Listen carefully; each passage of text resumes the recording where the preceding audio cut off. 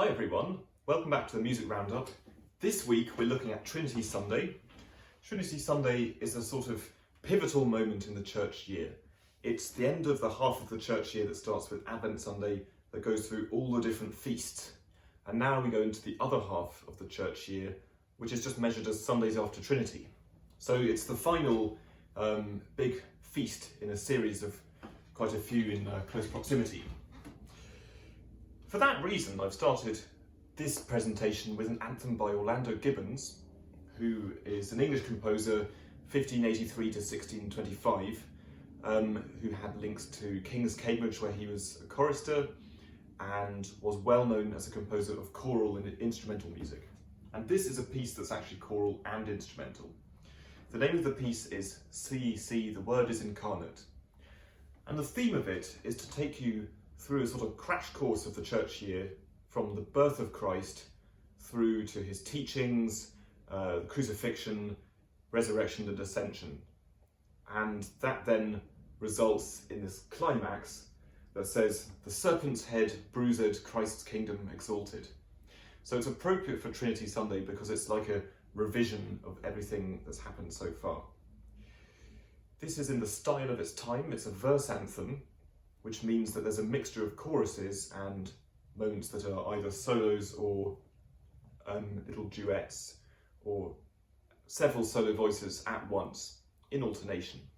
Meanwhile, there are 6 viol parts as well. So for the 6 voices in the choir, there are also 6 string instruments of varying sizes. The viol is like the precedent for the violin and the cello in the modern string instruments that we know. So if you imagine a cello, there's a spike that supports it on the ground. If you remove that and decrease the size of the instrument, you end up with something a bit more like a viol, so it's supported in the knees and bowed as you might bow a cello, with some major differences in fact. For example, the way that you hold your hand is on the opposite side of the instrument. Anyway, I've sent a recording of this anthem, C, the Word is Incarnate. Very good to concentrate on the words of it as well. And that will revise you through the church year, and you'll hear the sounds of the viols covering those 6 voices. So at any given time, the 6 viols are always playing. Sometimes there are also 6 voices in the choir who are doubling them, but when it's just the solo parts, then it's the solo singers with the rest of the parts filled in by the string players. So that's a revision of the church year that takes us up to Trinity Sunday. And I'm going to move on now to choose an Agnus Dei from a Mass that is linked to the Trinity. Before I do that, I'm just going to point out my furry assistant here, Mrs. Anderson. She's back in the window as of this week and bringing me great delight. Now, Mozart in 1773, I believe. Yes, 1773, Salzburg. He was aged 17. He'd been through this childhood where he was presented as a child prodigy. His father toured him and his extremely talented sister, Nanel, around Europe, even to this country. And he actually wrote his first symphony at the age of 9 in Pimlico, in Orange Square, near St Barnabas Church. By the time he was 17, the novelty had worn off, and he was having to make an actual career. He was back in Salzburg in his own birthplace and wrote this Mass called Missa in Honorem Sanctissimae Trinitatis, so Mass in honour of the Holy Trinity, Most Holy Trinity. And it was written for the tongue-twister named church in Salzburg, the Dreifaltigkeitskirche, which is the Church of the Trinity.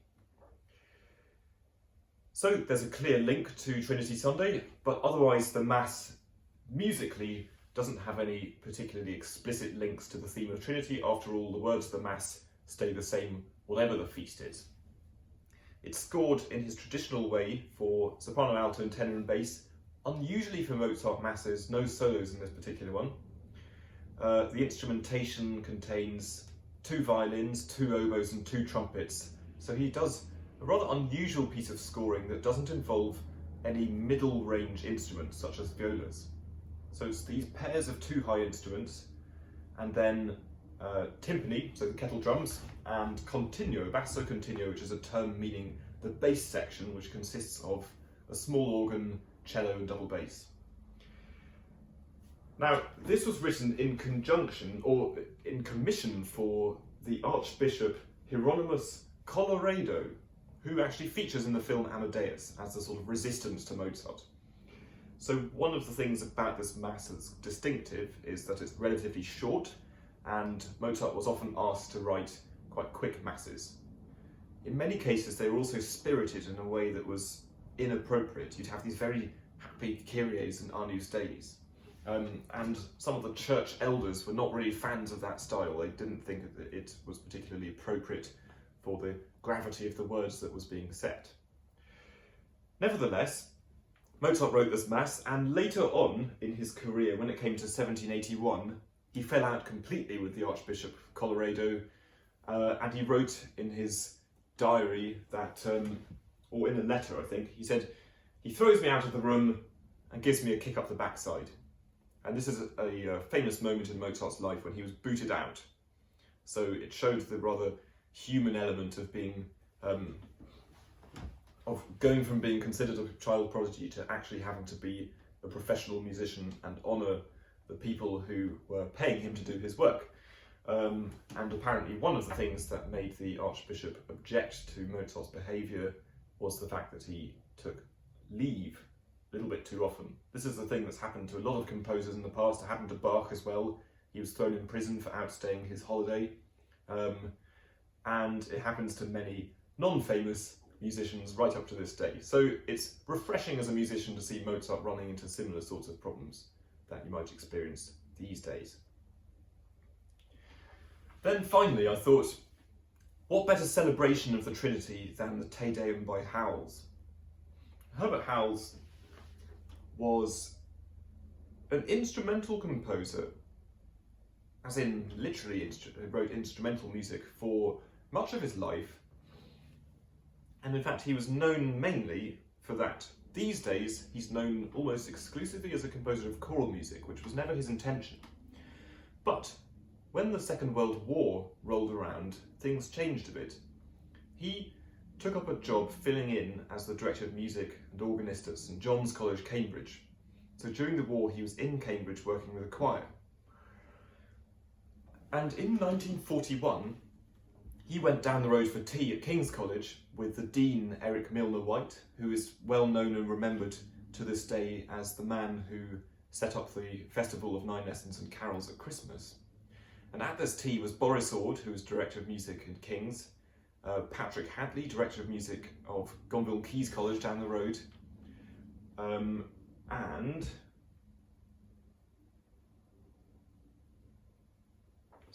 Howells himself. Yes, that's all of them.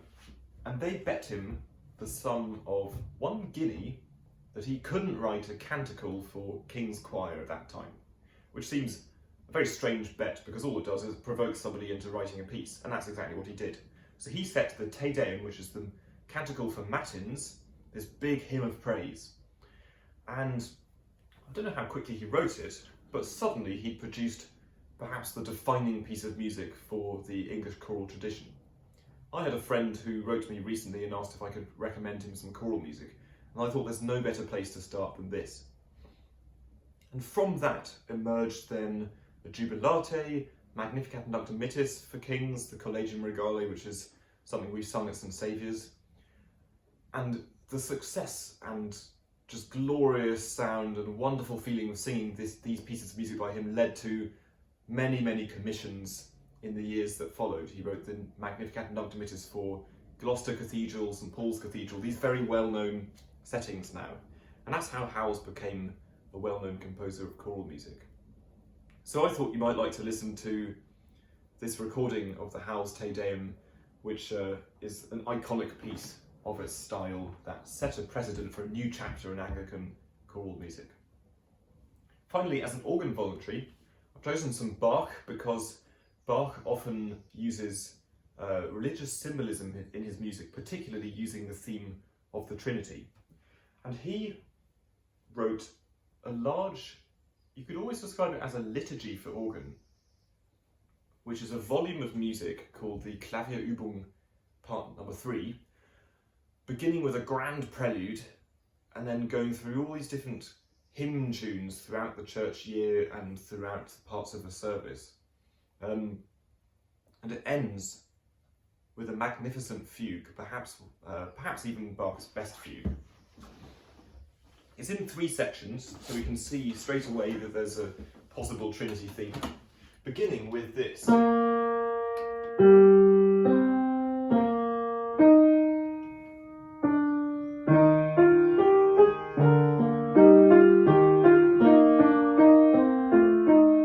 That's a very old style of music where you write in minim beats and then have flowing crotchets. That's looking back to the style of Palestrina and earlier composers. And what Bach is doing with that is showing that there's a sense of authority for that beginning section of the music. And so we can think of that as representing God the Father. Then that section ends. There's a new section.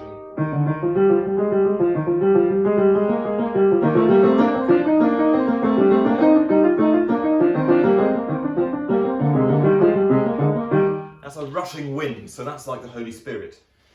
But halfway through this, the middle section, the Holy Spirit rushing wind, comes this.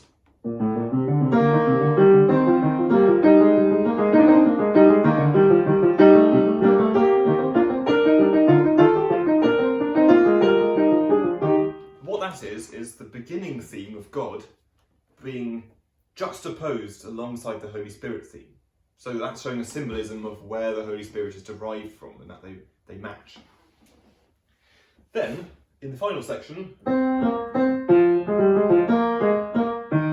this is a bit of a complicated thing, but it's something that's called a cross formation in Baroque music. We have 2 small intervals, that's one, and then up again, and then down a large interval, and it's supposed to resemble the shape of a cross. That's perhaps, it might feel a bit far-fetched, but it's something that appears quite often in the style.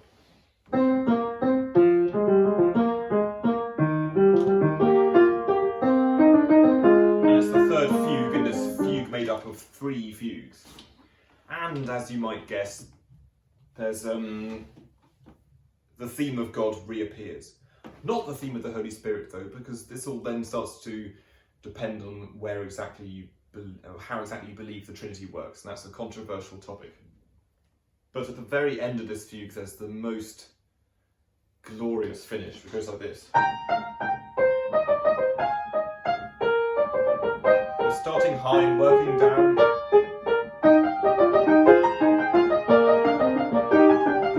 And then in the pedals.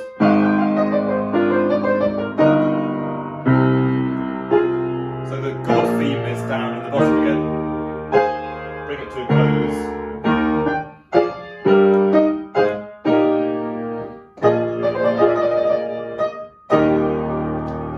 But worth listening to the whole piece, picking out those themes and realising how Bach was turning the theme of the Trinity into a piece of music.